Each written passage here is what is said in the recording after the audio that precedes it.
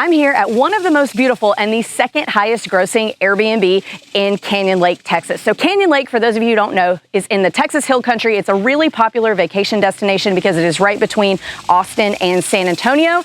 And not only are we going to explore this today, we are going to find out if it makes money.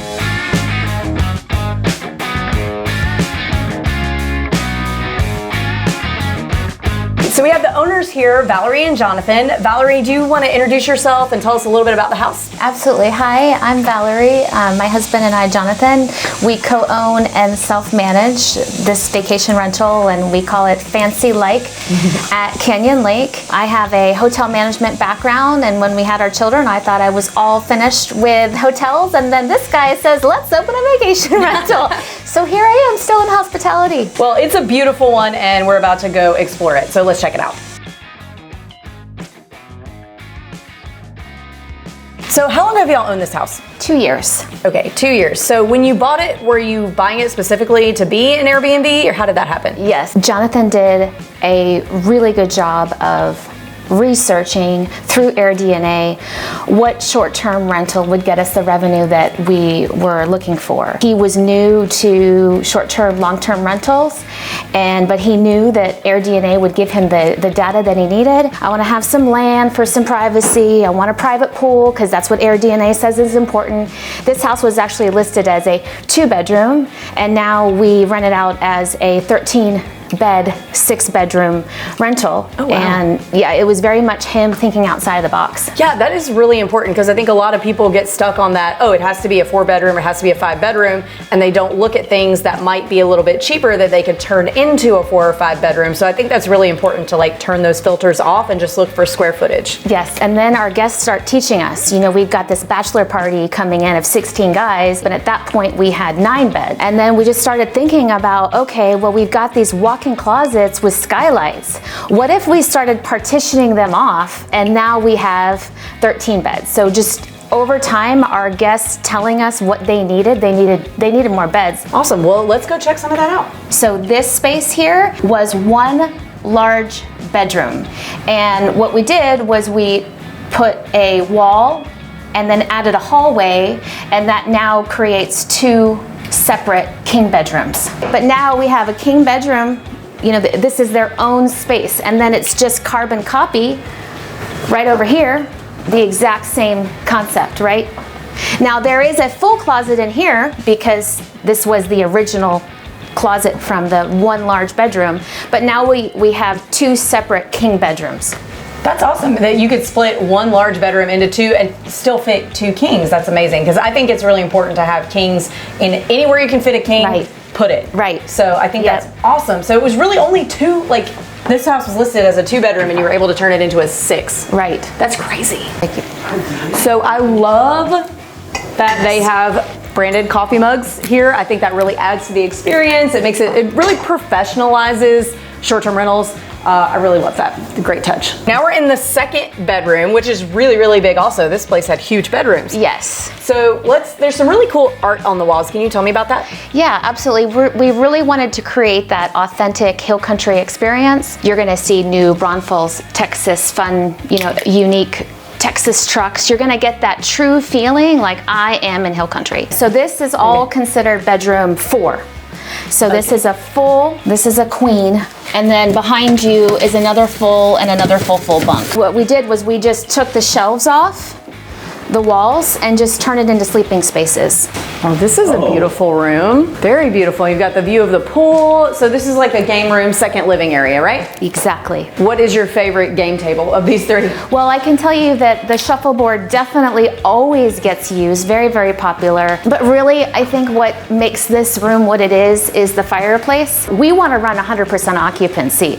We want people to come to Hill Country when it's cold. They can go into the heated pool. They can snuggle up in a freshly laundered blanket and look at the fireplace. So this is like the cozy space / game room.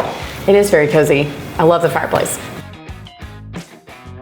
So now we're outside, which I think this is my favorite feature of the entire house. It's really impressive. So tell me about this area. Yeah, so this is, I mean, when you talk about one of the main reasons why we bought the property is because when we came into the back we just felt like this was like having your own private resort, right? It's the property Yeah, itself it is. is on almost 5 acres. It's all, you can see it's all has a screen of bamboo and trees to keep it private with the beautiful pool. We just felt like when you came here, it was like you were going to your own resort. Like Valerie mentioned earlier, she's here every turn.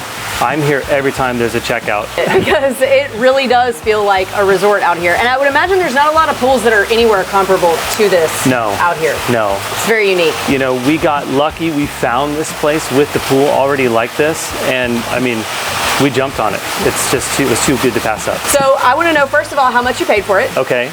So we paid $1.1 million. Okay, I would expect that out of a property of this caliber. Yeah. Did you have to do any rehab to it?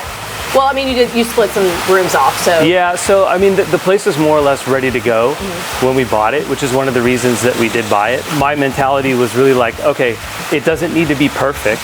Let's just get it up and running with what it's got. And then we can just iterate constantly on it as we figure out like what our customers want. They'll move furniture to a particular spot, or they'll have things arranged a certain way. And then what we do is we just notice that and we go, okay, well, we need to buy furniture and put it there. Yeah. Or that's the way the furniture needs to be arranged, because every time we put it a certain way, they move it back. So that must be the way that our customers actually want this place. So for us, it was just, we just noticed everything about how our customers use the place. Like Valerie mentioned, the beds.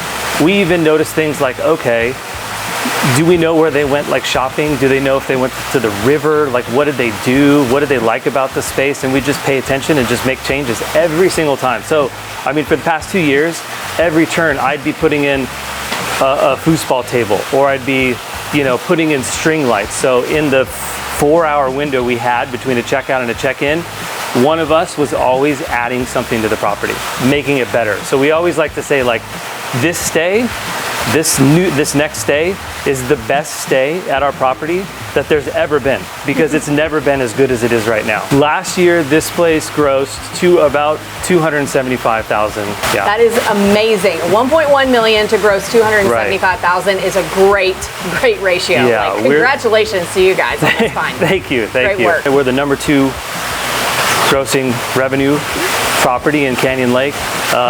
Number 1, we'll never catch them. They're on the river and across from Whitewater Amphitheater, so you can sit in the backyard and watch a concert. I don't think that to me, that's its own market, but we're really happy with how we've done. Yeah, I would be really happy with this too. Is this your only short-term rental, or do you own other ones? So this is our only short-term rental.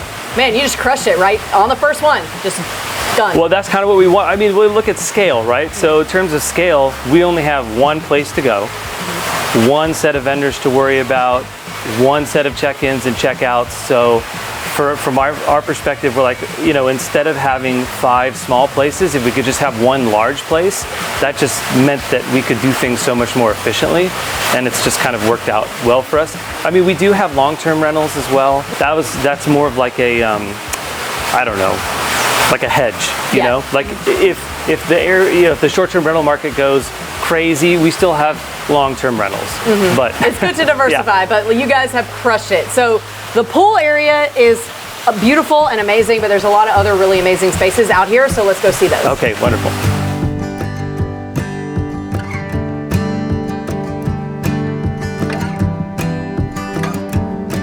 We talked about customers asking us for things and kind of letting us know what they wanted. One of the requests that we started getting shortly after opening the property was, hey, there's a lot of space. It looks like, you know, could I host a wedding there? And we're like, geez, a wedding? I don't know, I guess. So what we started doing was we let people host, you know, small 15, 20, we've gone up to even 50-person weddings. Because one of the things that we have is, you know, we've got a lot of space, a lot of green grass area.